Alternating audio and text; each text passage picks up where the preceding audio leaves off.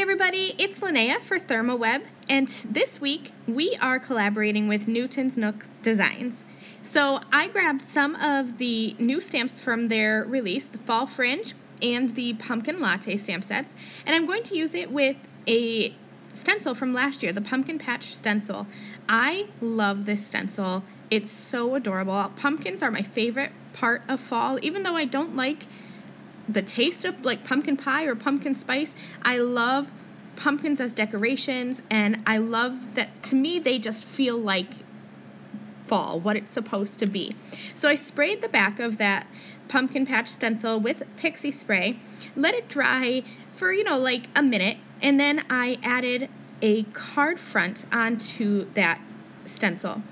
Now, this is a larger card. This piece that I'm working on now is 5 by 5, and I wanted it to be large because I'm going to be using the Fall Fringe stamp as my focal point, and so I wanted this stencil to be able to show through and around that large stamp. So I decided to just create a weird sized card. So the finished card is about 5 1/4 by 5 1/4.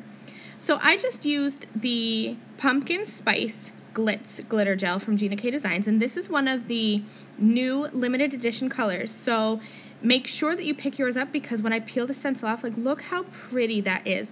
It's a deep orange color. It almost has like an orangey brown. It's so pretty, perfect for fall. So I just used my stencil pal to add that Pumpkin Spice Glitz glitter gel all over that stencil, and then I'm going to set that aside to dry while I do my coloring. And for me, these images are a lot of coloring. I'm not good at coloring, and I'm very slow. So by the time I had finished coloring these images, my background was dry. Usually when I use pastes and gels on my cards, I have to kind of wait a while to finish my card. But for this, because it took me so long to color, I actually had my card background dry and ready to go, and I completed the card all in one sitting.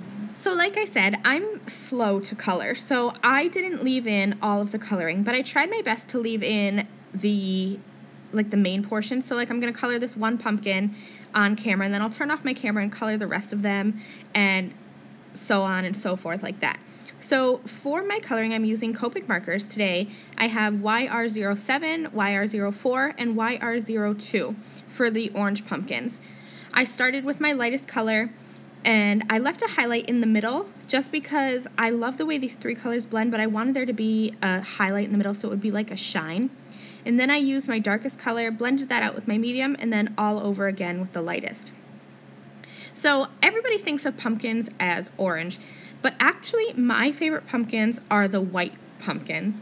So I wanted to make about 1/3 of these pumpkins in this Fall Fringe stamp set be the white pumpkin. So I'm using W2 and W0 to create like a dirty white, like off-white color for these pumpkins.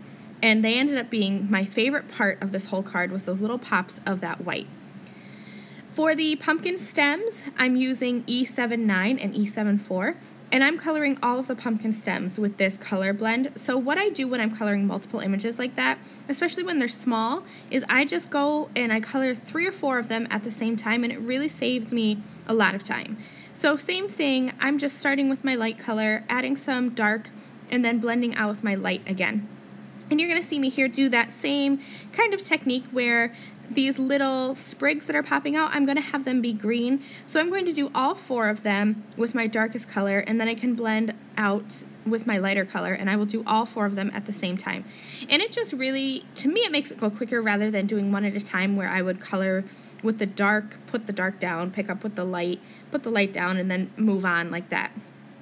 So for my card base, I originally started out with a 5 1/2 by 5 1/2 inch card. So I have one piece of cardstock that is the 5 1/2 inches square, and this piece here is 5 1/2 inches by like 6 1/4 inches. So I scored that at the 5 1/2 inch, and then I added some double-sided tape, and I can just add that 5 1/2 inch square piece right on top, and that will create a hinge for me and create an oversized card. I glued on my Pumpkin Patch stencil piece, and that's when I trimmed this down to be 5 1/4 inches square because there was too much excess stuff. Like the white border was too much for me. So I glued that on, and now I'm gluing on this fall fringe piece, and I am using the Ultra Bond liquid adhesive from iCraft because I want to make sure that that is going to adhere really well to the Glitz glitter gel in the background because that Glitz has some grit to it. I'm using that Ultra Bond liquid adhesive because I know that's going to hold really well. And then I'm just going to go ahead and adhere the rest of my pieces. I did stamp the sentiment, which is from the Pumpkin Latte stamp set, as well as I cut out that girl with the pumpkins. And then I have that extra little pumpkin that I'm going to put down by her feet. I added the sentiment strip and the pumpkin with the iCraft liquid adhesive. And then for the girl image, I am using iCraft 3D foam squares to add her to the front of my card. And this is finished product. I hope that you love it as much as I do. I'll see you guys next time. Bye!